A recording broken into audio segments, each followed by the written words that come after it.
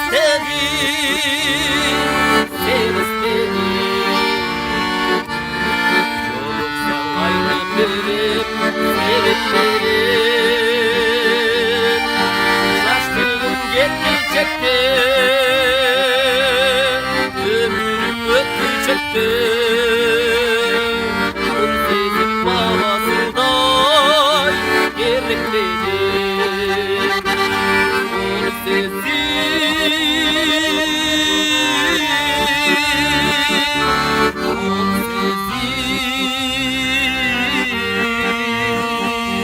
Onu sezim babasından gerekledim.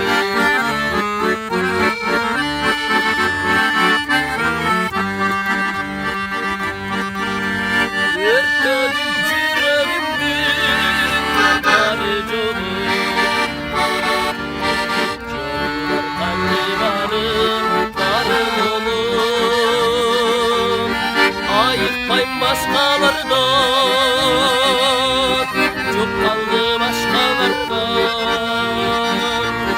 Bilemin senden böyle darıcılığım. Bilemin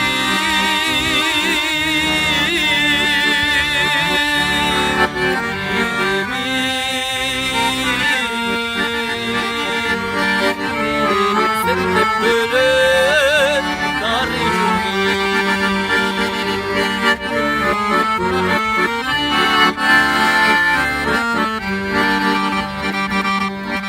gitmeyin kaydan seni damarımdı.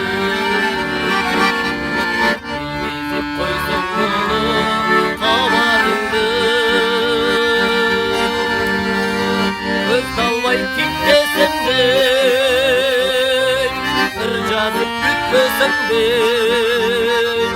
sağımdır caro kerim cemalımdır.